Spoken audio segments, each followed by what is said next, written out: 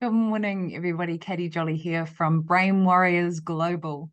I'd like to talk to you today about the effect of sugar on the brain and how if we take sugar out of our diet, the fundamental difference it can make to how we feel, how our brain operates, and our energy system in general.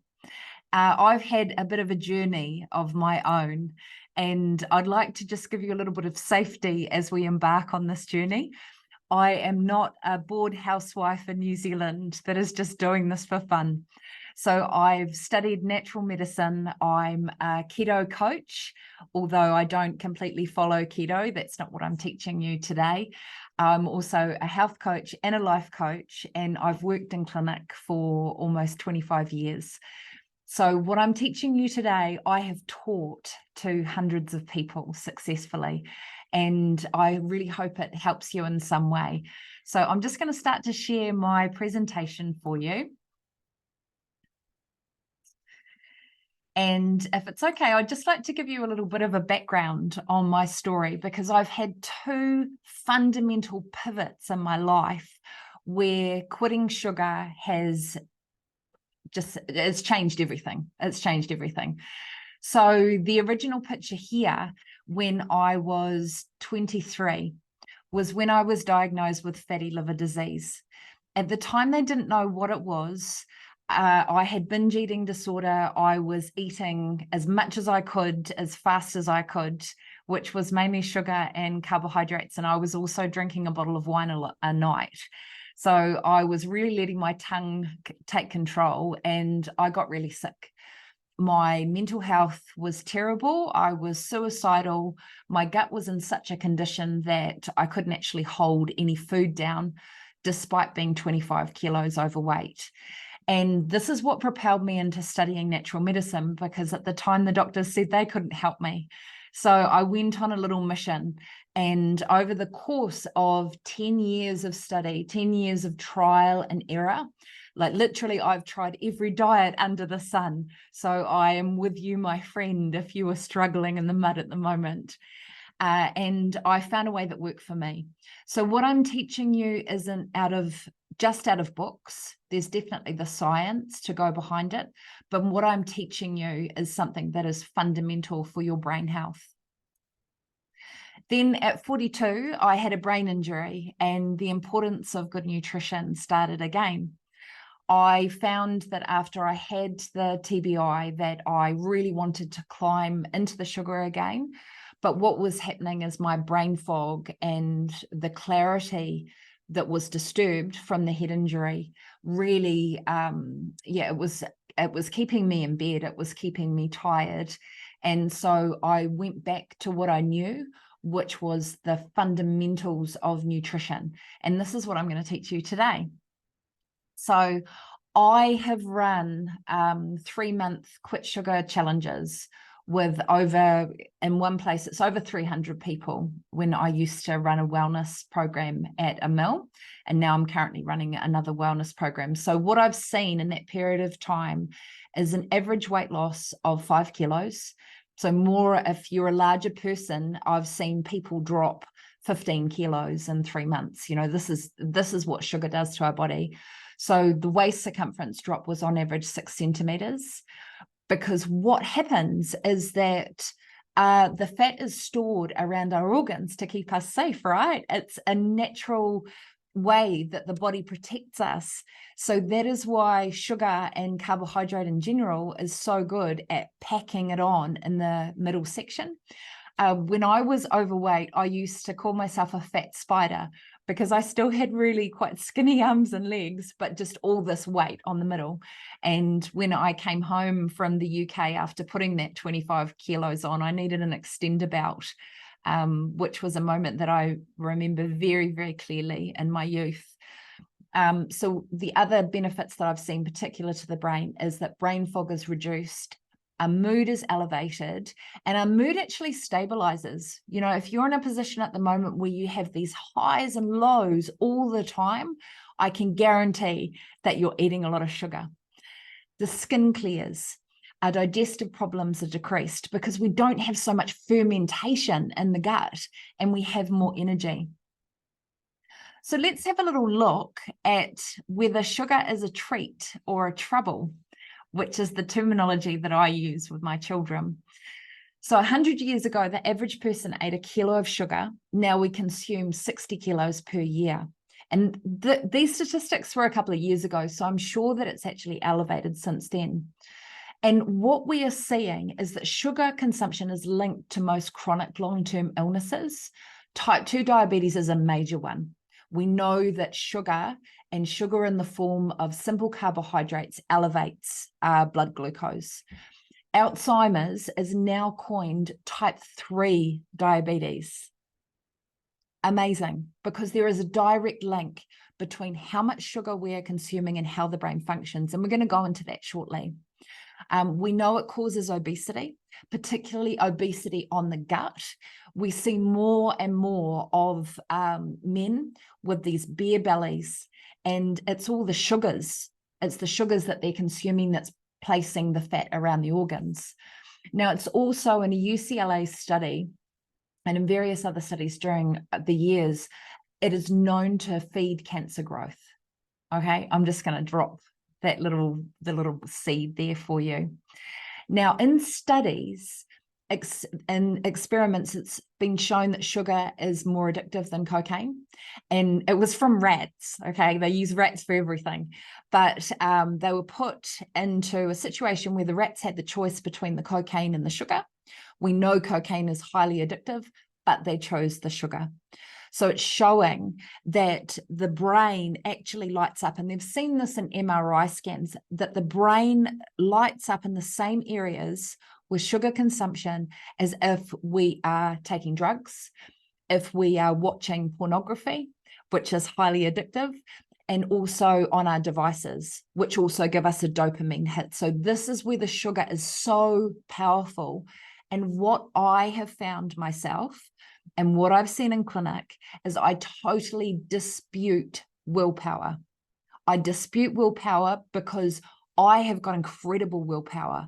But if there's a cake of chocolate there in our house and I have one piece, I'm gone burgers. I'll eat the whole lot. And I've seen that with my clients as well. So what does it do? What is sugar actually doing to your brain? So when we eat sugar, our blood glucose raises, and the body can only deal with 1 teaspoon of sugar at a time. Okay, one teaspoon of sugar at a time, which isn't much when you think an average biscuit, a tiny biscuit, normally has 2 to 3 teaspoons per biscuit, right? 1 teaspoon of sugar at a time. What it can cause is lead to small vessel disease, which restricts blood flow. It causes cognitive difficulties, so we can't think properly, which causes that brain fog, and also spurring the development of vascular dementia. You know, it's pretty scary. And this is why I'm hitting a war on sugar. Okay. So we know that it hampers how the brain works. It also decreases self-control. So for most of us, you know, if you're not in this category, I take my hat off to you. I've had clients before that can have a tiny piece of sugar, you know, tiny piece of chocolate, and they're good, and they took it away for tomorrow. But the majority of people I've worked with and those that I've seen and myself, a little bit of sugar leads into a craving for more. And this might not be, this is where it gets really tricky, my friends, is it may not be that you are having a whole lot of sweet, because I've had clients before that say to me, I don't eat sugar. I don't eat sugar. But then when I've gone and I've broken down their food diary, they're eating a lot of bread. They're eating a lot of crackers. They're eating a lot of chips.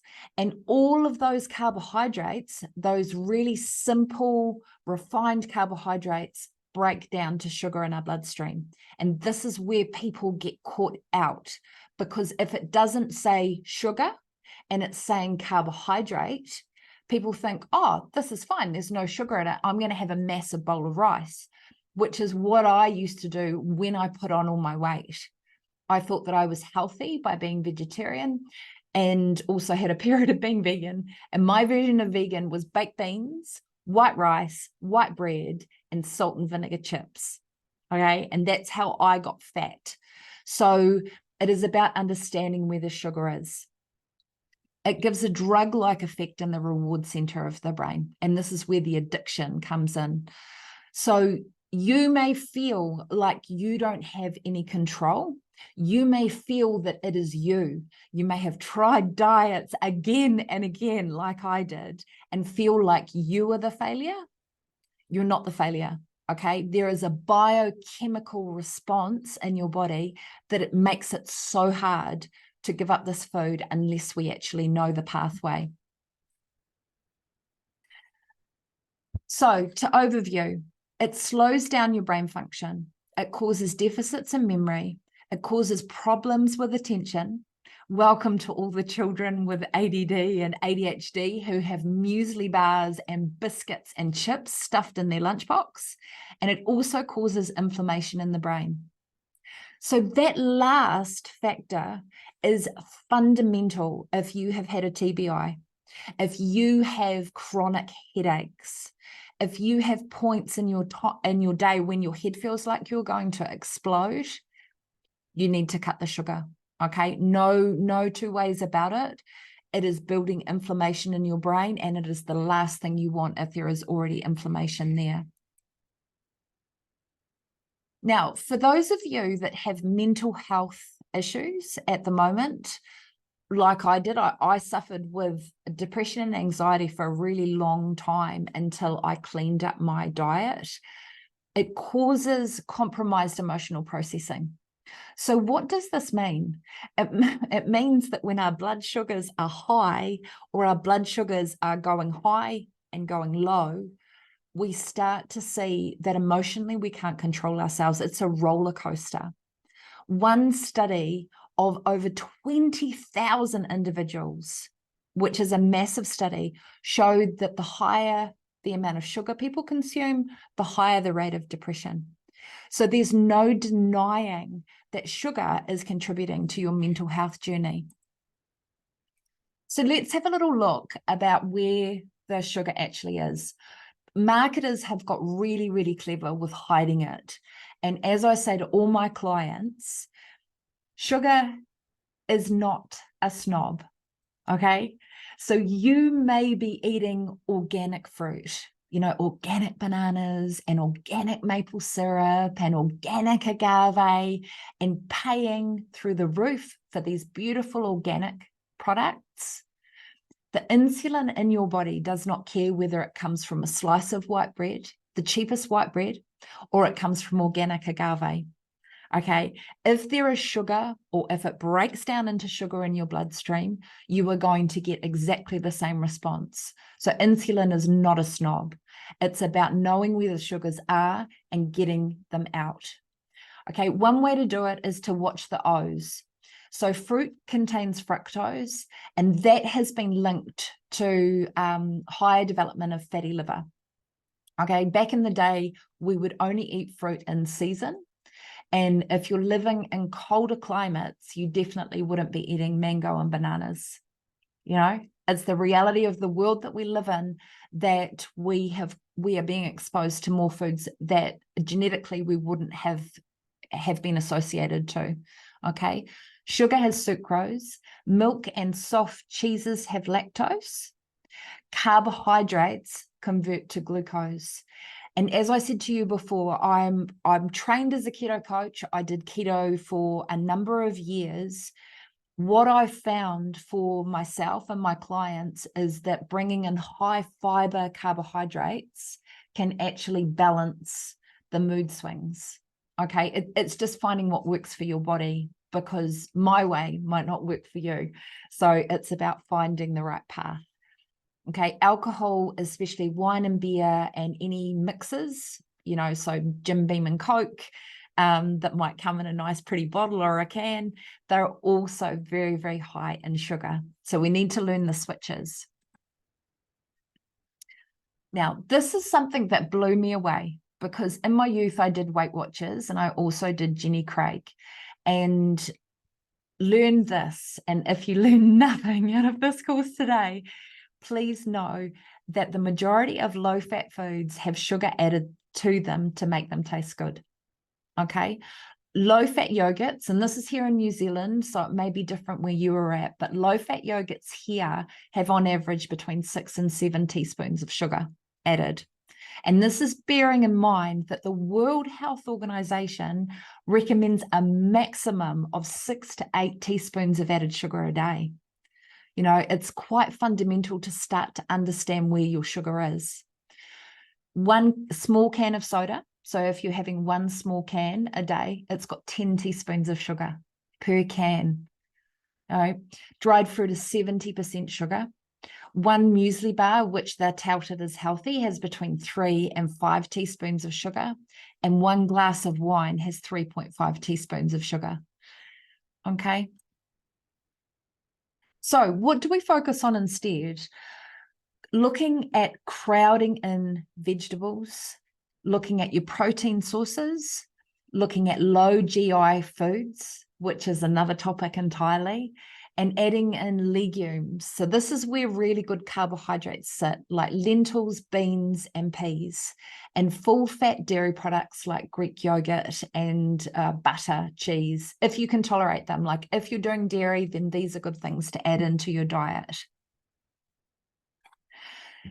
So here's the sales pitch, so be warned. What I'd like to say is that where you can go from here is that you can learn the information yourself like I did, paying tens of thousands of dollars. And I did. I've studied, I've paid specialists over the years, I've gone to different nutritionists, I've spent a lot of money learning this stuff. So you could go and do that. You know, you can do that. You can pay for specialists who may not have actually walked the journey and you're taught from a book, which is what I experienced. I had dietitians telling me, oh, you just need a palm-sized portion and you need to cut this and you need to cut your calories. But they'd actually never been fat. You know, they'd never known the pain of binge eating, which is what I was experiencing.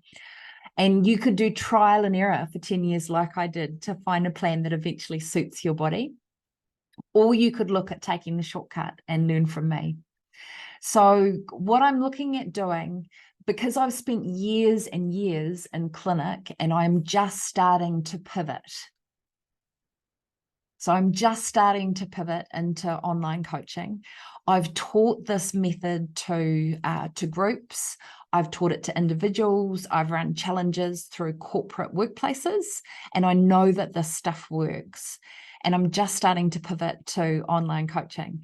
So we've got a couple of options. If you're wanting to learn the how, and you're wanting to learn the how from me, I can do one-on-one sessions, or I'm looking at doing a group program. And in that group program, what you will actually learn is all of the hacks, all of the scientific knowledge, and you'll get a way of understanding this knowledge so that you can implement it in your life. If you're keen, let me know, type in the comments, and I'll get in touch with you and we can see how we can move forward together. Keep shining.